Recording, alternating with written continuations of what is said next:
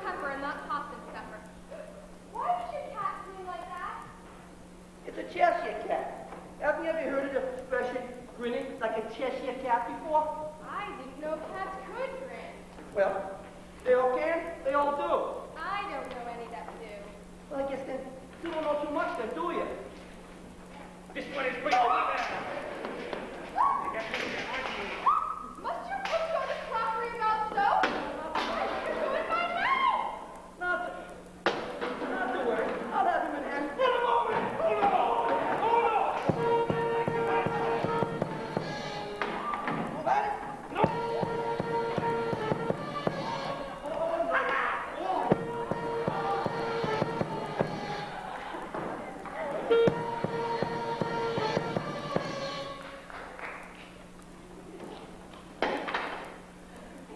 And you should mind your own business.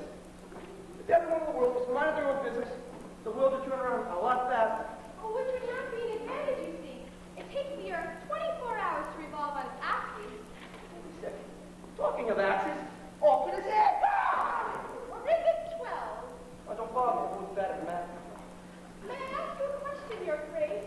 You ever stop asking questions? Have you been invited to play croquet with Her Majesty? Of course I've been invited. So have I, and I was wondering if I could go with you. No way. You see, the rabbit's here to call for me pretty soon. You're going to find the home game to us.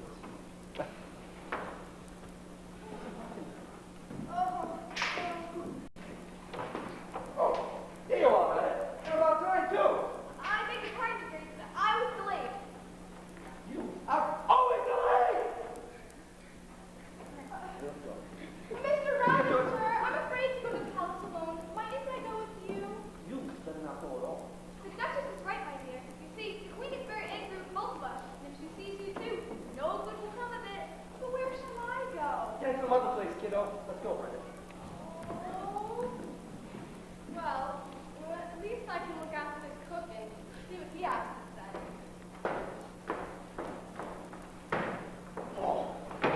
Hey, you Adrian. Oh, my God.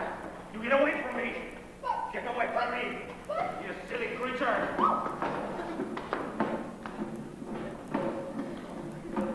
Paranoid young man. Too bad, too. He'd have made a nice enough escort to the Queen's croquet. Some other people here, Mr. Searle. Mr. Searle never changes. He looks exactly the same, which is a good thing, I guess. Yeah. You know, so he'll be 105 years old, he'll look the same. Mad Hatters. Mad Hatters.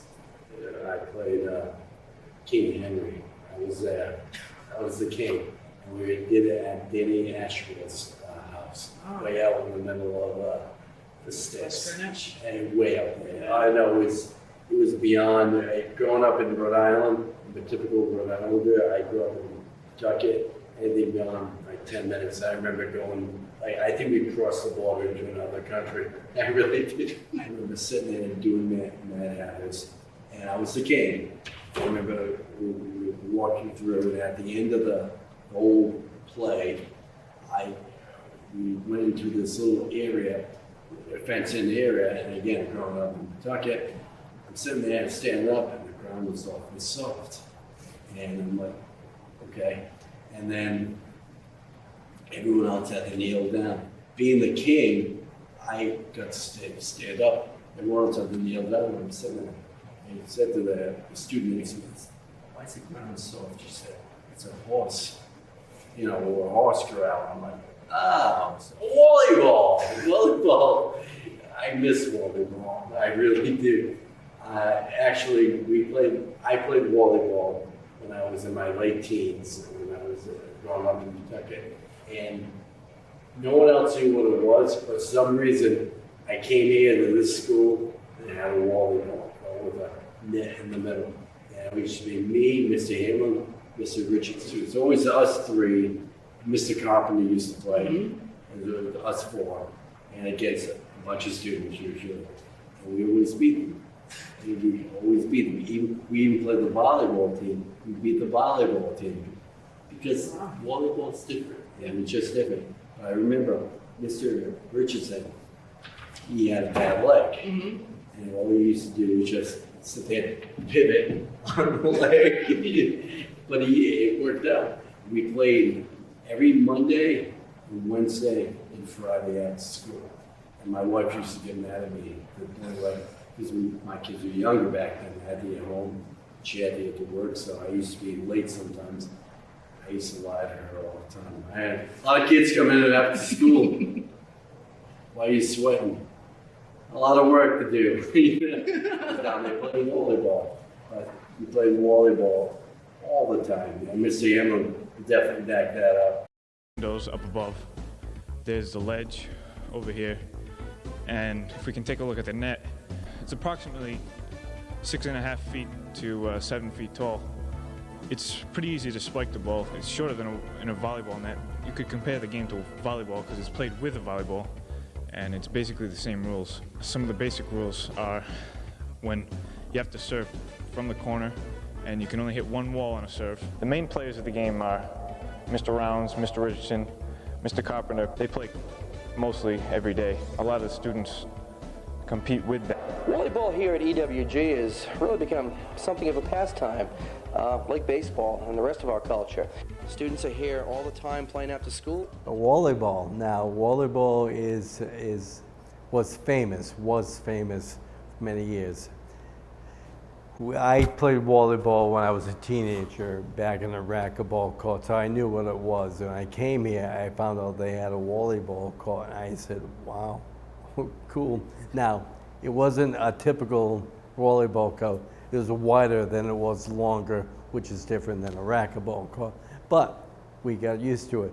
We played off the windows. We knew when we knew if we hit they had a speaker system in there.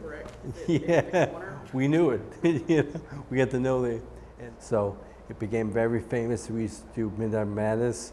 I used to watch volleyball courts, and then at one point they decided to make it a room with put a floor, 2 rooms actually. They put a floor in it, and now it's gone. So, you know, every time I go in there, I said, we used to play volleyball here, and people will turn around and say, what's volleyball? I remember playing. We had the prom promise after the prom. And we went to Physical Pursuit once. Maybe that was your year or the year before, I'm not sure. And I remember playing volleyball there, middle of the night, overnight, playing that. Friday Night Live, all the concerts we used to have. Actually, Mr. Walsh, John Walsh, wow, did tons of rock shows. And I'm actually involved in a lot of them now too. So we play in a band.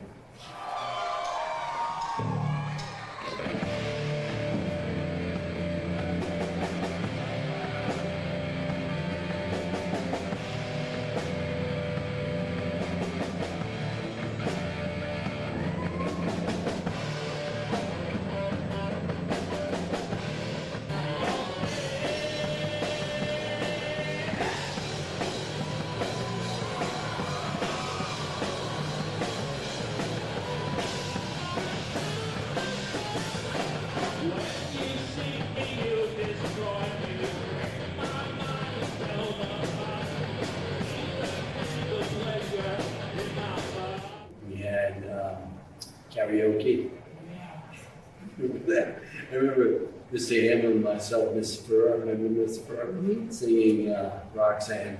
Which probably wasn't the most appropriate song. Like, he was about a prostitute.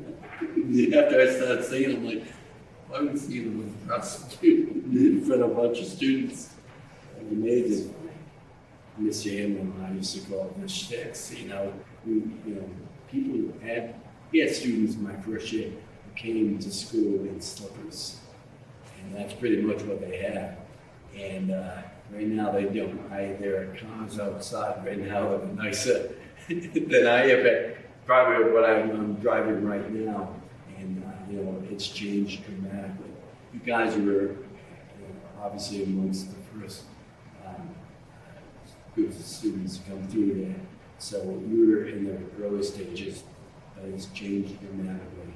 But on the other hand, my main point is it's still a family-like setting even now. And that's something we've created, not, we all have created. Students that have come through here over the years, the faculty that's come through here. We really do have a family-like atmosphere, and that's actually a good thing. And I'm sort of blessed and proud to be a part of that over the years. So, that is something that I hang on to. I would say about that. What was that? I'm trying to remember what that was. That was a philosophy club. We used to sit out there and outside and talk about things philosophical. I remember that. Bear with me. My voice isn't that good lately, but it'll get better. I won't sing to you, I promise you. Anyways, many videos over the years. Probably the best story I can tell you about a video, I'm not quite sure of the students, but they were showing their videos in front of the class, and they were doing Shakespeare, a scene in Shakespeare. And as they started to play it, one of the kids stood up and started running towards the front of the room. And suddenly the video showed up. It was a decoy deer. And one of the kids went up behind the decoy deer and did something inappropriate with the decoy deer. And it was on TV. Everyone was like, oh, okay. And they said, you were supposed to edit that out. They didn't. So I said, give it to me.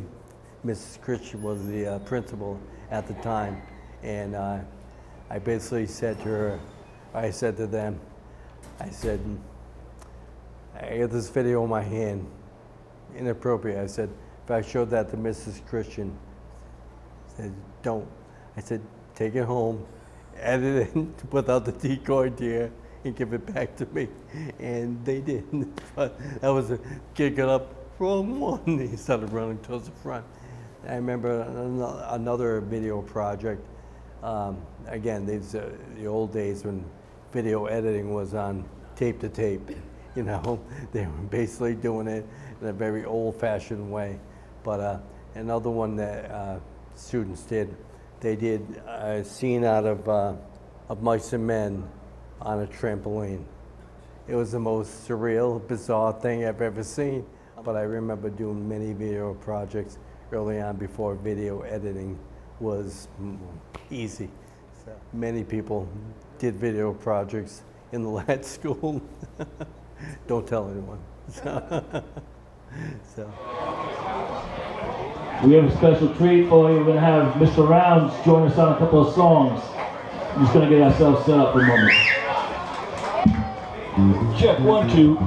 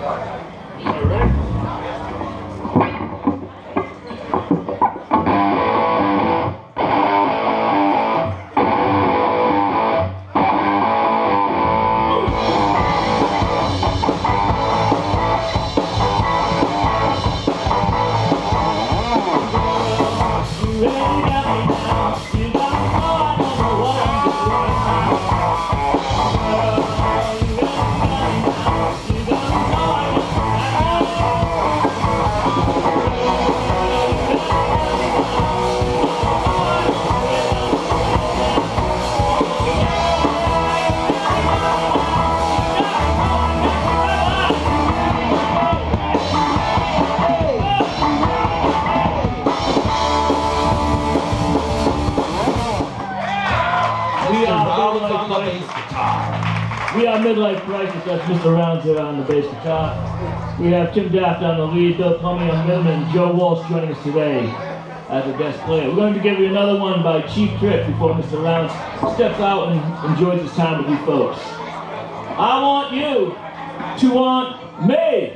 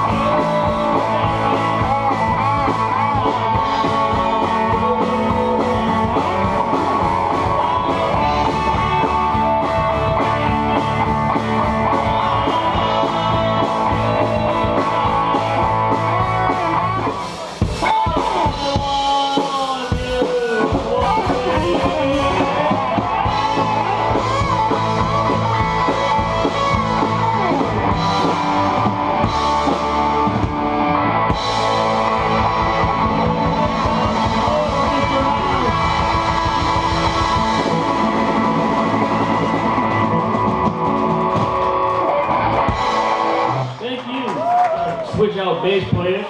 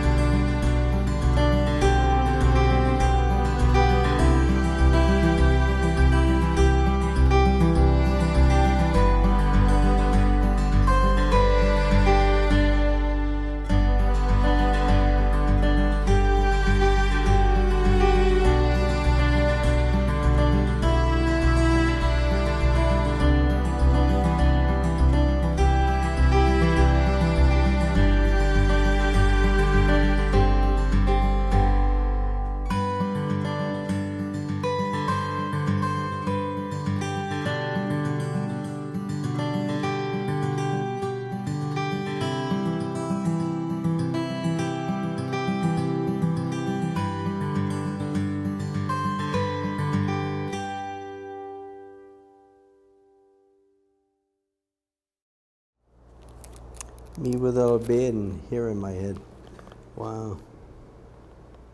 One of the good things about being a teacher, and bad and good, the good thing is you have an opportunity to interact with so many different people who go on, and sometimes you see them, like I'm seeing you right now, sometimes you'll never see them, sometimes they pass away, and you'll never see them again.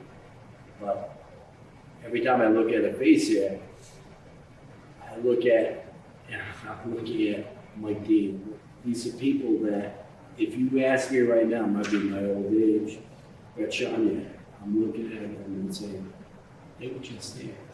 They're here in the building. And to me, I think it is. They're ghosts in the past, but they're here still in my present. And I probably can look at people who graduated 10 years after you did and say the same thing.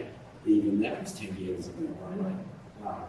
And I have another 6 or 7 years of teaching ahead of me. And at one point, God willing, I'll be able to look back and, and you're a part of my present, even though you were 20 years ago. And every person here, and I talked to Ken, Julie Duncan, Kelly Doherty. Again, these people are just here. They're here now. And I think that Tim Fish, that's really, it's really a good thing that I have had the opportunity to meet so many people that have become part of my life. And I'm very blessed because of that. And I really feel nostalgic at this point. And looking at these people, I haven't seen this in quite some time. All right. I'm old. My voice sounds up. So. But that being said, it was a good time. It was